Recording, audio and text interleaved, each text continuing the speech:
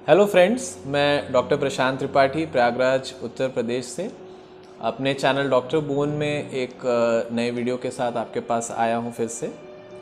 आज का जो हमारा वीडियो है उसका टॉपिक है घुटने के गठिया या फिर घुटने के दर्द का इलाज बिना ऑपरेशन के। मतलब हम सबको पता है कि घुटने की दर्द आर्थराइटिस जब टर्मिनल स्टेज पे आ जाती है, जब ऐसी आर्थराइटिस हो जाती है कि जिसमें दवाएं या फिर किसी और कोई ज़रिए से उसे ठीक नहीं किया जा सकता, तो हमारे पास एक ही उपाय होता है, नी रिप्लेसमेंट सर्जरी या फिर घुटना प्रत्यारोपण। लेकिन अगर उससे पहले स्टेज पे हमारी ये दिक्कतें डायग्नोज हो चुकी हैं तो हम उसमें क्या क्या उपचार कर सकते हैं। जो मेरा वीडियो है इन भागों में डिवाइडेड रहेगा कि पहले तो गठिया क्या होता है और गठिया के साइन और सिम्टम्स क्या होते हैं, गठिया का इलाज हम बिना ऑपरेशन के या फिर ऑपरेशन के अलावा किन तरीक़ों से कर सकते हैं। तो बेसिकली जो घुटने का हमारा स्ट्रक्चर है वो 3 हड्डियों से बना है। जांघ की हड्डी, पैर की बड़ी हड्डी टिबिया, छोटी हड्डी फिबुला। निचली सतह जो ये होती है इसे हम कार्टिलेज कहते हैं और ये एक चिकनी सतह होती है। इसके अलावा जांघ और पैर की हड्डी के बीच में इस तरह के ये सफ़ेद कलर के जो आप देख पा रहे हैं, इन्हें हम वॉशर्स या फिर मेनिस्कस भी कहते हैं। तो बेसिकली आर्थराइटिस में क्या होता है, अगर हम इसको एक नॉर्मल लैंग्वेज में समझना चाहें तो आप इसको ऐसे समझें कि ये जो चिकनाहट है, जो कार्टिलेज का लेयर है, इसमें हमारे छाले बन जाते हैं या फिर अल्सर्स बन जाते हैं। अल्सर्स कैसे दिखते हैं? कुछ इस तरह के। ये जो आप रेड कलर में देख पा रहे हैं, इस तरह से कार्टिलेज में वेट बेरिंग एरिया में जहाँ पे शरीर का वजन आता है वहाँ पे ऐसे छाले बन जाते हैं। तो जब भी इन पर शरीर का वजन आता है तो तीव्र दर्द होता है। तो इसके गठिया जो ये आर्थराइटिस होना है ये किस में कॉमनली देखा जाता है? ज़्यादातर आप देखेंगे तो इसमें female patients most commonly affected रहती हैं, जिनकी एज 50 साल के ऊपर है, मेनोपॉज हो चुका है और हड्डियां काफ़ी कमज़ोर हैं, जिनका वेट ज़्यादा है, ओबेसिटी है और एक जो है बहुत रिलैक्स लाइफस्टाइल है, एक्टिव लाइफस्टाइल नहीं है, लैक ऑफ एक्सरसाइज करते हैं, जिनमें डाइटरी न्यूट्रिशन जो रिक्वायरमेंट होता है, calcium, vitamin D, magnesium, B12, इन सब की कमी रहती है। तो उनमें ये बहुत ही कॉमनली देखा जाता है। इसके अलावा हेरिडिटरी फैक्टर्स का भी रोल है। कई ऐसे फैमिलीज़ होती हैं जिनमें ये आर्थराइटिस एक जेनेटिकली चलता आया है, उनमें ये और कॉमनली या फिर और जल्दी देखने को मिलता है। तो नी का जो पेन है या जो आर्थराइटिस है उसके साइन और सिम्टम्स क्या क्या होते हैं? तो इसका जो सबसे इम्पॉर्टेंट साइन और सिम्टम है वो है पेन। दर्द जो है मेन सिम्टम है और यूजुअली आउट ऑफ प्रोपोर्शन होता है। मरीज़ को कई ऐसी दिक्कतें जैसे जिसमें घुटना मुड़ करके काम करना है, जैसे सीढ़ी चढ़ना है जिसमें कुछ समय के लिए 1 या 2 सेकंड के लिए पूरी शरीर का वेट एक पैर पे आता है।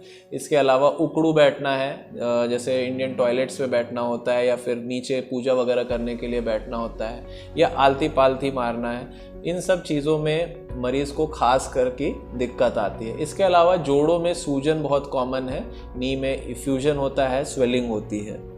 रेंज ऑफ मोशन रिस्ट्रिक्ट हो जाता है, मतलब जो घुटना आदमी का 0 से लेकर के कई बार 130 डिग्री तक रेंज ऑफ मोशन होता है, तो वो जो रेंज ऑफ मोशन होता है, जो मूवमेंट होता है, वो डिक्रीज़ हो जाता है, वो कम हो जाता है। इसके अलावा पेशेंट को स्टिफनेस या जकड़न की तकलीफ रहती है। पेशेंट टिपिकली कंप्लेन करता है कि जब वो सो करके उठता है या कई बार सोते वक्त रात में भी पैर एक बार मुड़ जाता है तो उसे दूसरे हाथ से करना पड़ता है, मतलब वो पैर अपने आप सीधा नहीं हो पाता, इतना जकड़ जाता है। इसके अलावा डिफॉर्मिटी या फिर विकृति भी जोड़ों में आ जाती है, पैर का बो शेप होना या फिर बाहर की तरफ बेंड होना। इसके अलावा पैर का ऐसे वी शेप में बेंड होना, जैसे हम वैल्गस डिफॉर्मिटी कहते हैं, और गोल शेप में बेंड होना या सी शेप में बेंड होना उसे हम वैरस डिफॉर्मिटी कहते हैं। तो ये हो गए हमारे साइन और सिम्टम्स और ये किन कंडीशंस में कॉमन होता है। इसको हम डायग्नोज कैसे कर सकते हैं? डायग्नोज करने के लिए मोस्ट कॉमन जो फाइंडिंग्स होती हैं, कुछ ब्लड टेस्ट हम करते हैं जिसमें CBC, ESR, CRP, RA factor, uric acid, ये सारी चीज़ें देखते हैं कि किस प्रकार का गठिया है। इसके अलावा हम एक्सरे करा के देख सकते हैं। कई ऐसे यंग पेशेंट जिनमें एक्सरे नॉर्मल होता है लेकिन तो भी तीव्र दर्द होता है, उसमें कई बारी MRI वगैरह कराने की भी ज़रूरत पड़ती है। तो अब इसके हम जो है इलाज कैसे करें बिना सर्जरी के, हम कैसे इससे सर्जरी बिना किए बच सकें। तो सबसे जो इम्पॉर्टेंट फैक्टर होता है नी पेन या नी आर्थराइटिस के पेन को कम करने के लिए, वो होता है वेट रिडक्शन। वजन कम करना सबसे इम्पॉर्टेंट फैक्टर है। अगर आपने वजन अपना अच्छे से लॉस कर लिया, आपका एक एक्यूरेट वेट है आपकी हाइट और एज के हिसाब से, तो आप पेन से बिल्कुल निवृत्ति पा सकते हैं, बिल्कुल छुटकारा पा सकते हैं। इसको हम कैसे एग्जाम्पल से समझें कि अगर आपका 1 kg वेट एक्स्ट्रा है तो वो आपके घुटनों पे 4 to 5 टाइम्स वो वेट उतना ज़्यादा पड़ेगा। मतलब जैसे अगर आपका वेट 50 kgs होना चाहिए, उसकी जगह अगर 51 kgs है तो वो आपके घुटने पे उसका 5 टाइम्स उसका वेट अधिक आएगा।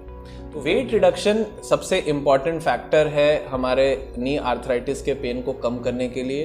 वेट रिडक्शन अगर हम करते हैं तो उससे हमें बहुत फ़ायदा होता है, और वो जो फ़ायदा है वो हर एक मोडालिटी को रिप्लेस कर सकता है। लेकिन ये प्रोसेस बहुत टफ होता है, जिसके लिए आपको मेंटली और फिजिकली प्रिपेयर होना पड़ता है। तो वेट रिडक्शन जो है उसमें 80% रोल आपका डाइट का है, मात्र 20% रोल एक्सरसाइज का है। मतलब अगर आप एक नियंत्रण रखें कि आप क्या खा रहे हैं तो उससे आप अपना वेट रिडक्शन बहुत ही अच्छे तरह से कर सकते हैं। मैं आपको एक सिंपल सा एग्जांपल दूंगा कि अगर आपने एक जलेबी खाई, एक जलेबी में लगभग 150 किलो कैलोरी जो है उसका एक कैलोरी वैल्यू होता है। अगर आपने 2 खाई तो लगभग 300 किलो कैलोरी। तो वो 300 किलो कैलोरी बर्न करने के लिए आपको 30 मिनट्स जो है 30 मिनट्स साइकिलिंग करना पड़ेगा, या 30 से 40 मिनट दौड़ना पड़ेगा, या 30 से 40 बार जो है आपको उठक बैठक करना पड़ेगा, 30 से 40 मिनट उठक बैठक करना पड़ेगा, जिसको हम स्क्वाटिंग कहते हैं। तो आप इमेजिन कर सकते हैं कि 2 जलेबी की कैलोरी को बर्न करने के लिए आपको कितनी मेहनत करनी पड़ेगी। तो डाइट स्ट्रक्चर बहुत इंपॉर्टेंट है। आप अपना एक डाइट स्ट्रक्चर प्लान करवाइए एक अच्छे डाइटिशियन से, और अपने हाइट और अपने एज के हिसाब से आप अपना जो डेजिग्नेटेड वेट है उसको मेंटेन करने की कोशिश करिए। एक बारी जब आपका वेट रिडक्शन ठीक ठाक हो जाएगा तो आप एक्सरसाइज करने में भी आपको अच्छा लगेगा।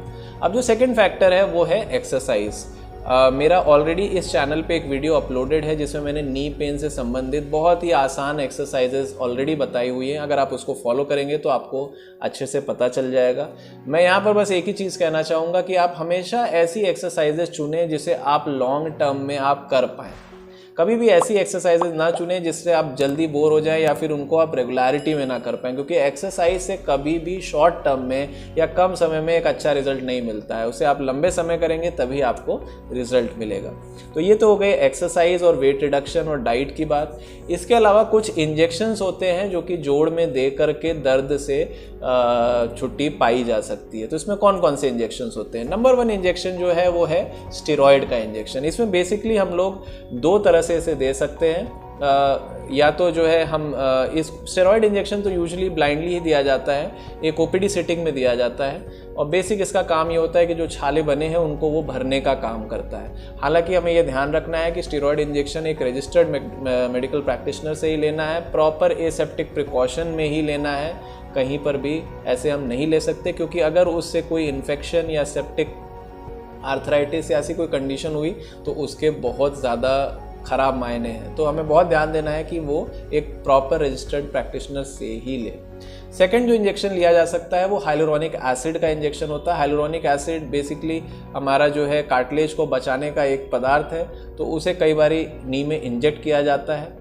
थर्ड जो इंजेक्शन दिया जाता है वो प्लेटलेट रिच प्लाज्मा या फिर पीआरपी का दिया जाता है। इसमें बेसिकली हम लोग क्या करते हैं कि घुटनों में जिस भाग में हमारे अल्सर्स हैं, छाले हैं, उसे हम दूरबीन से आर्थ्रोस्कोपिकली देखते हैं, और जिस भाग में छाला होता है वहाँ पर कई बारी हम नीडलिंग करते हैं और उसी भाग में पीआरपी का इंजेक्शन देते हैं। ये ब्लाइंड प्रोसीजर नहीं होता है, ये अंडर विजन करने से ही इसके अच्छे रिजल्ट्स आते हैं। इसके अलावा हम अल्ट्रासोनिक गाइडेंस में भी ये इंजेक्शन दे सकते हैं। इसके अलावा एक चौथा तरीका जो इंजेक्शन का होता है वो होता है रेडियो फ्रिक्वेंसी एब्लेशन।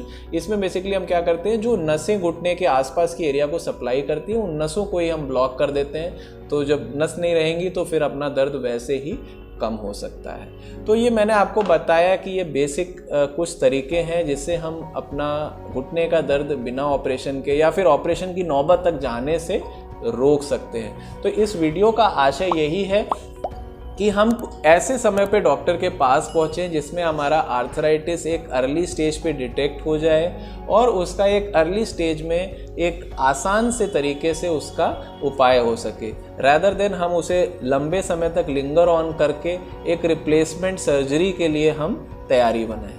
तो मुझे आशा है कि आपको ये वीडियो पसंद आया होगा। मैंने अपनी तरफ से नी रिप्लेसमेंट से बचने का, या फिर ऐसे समझें कि नी रिप्लेसमेंट की नौबत तक नहीं पहुंचने के लिए सारी जानकारी आपको दी है।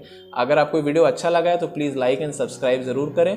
कमेंट सेक्शन पे आप अपने क्वेश्चंस हमसे पूछ सकते हैं। धन्यवाद।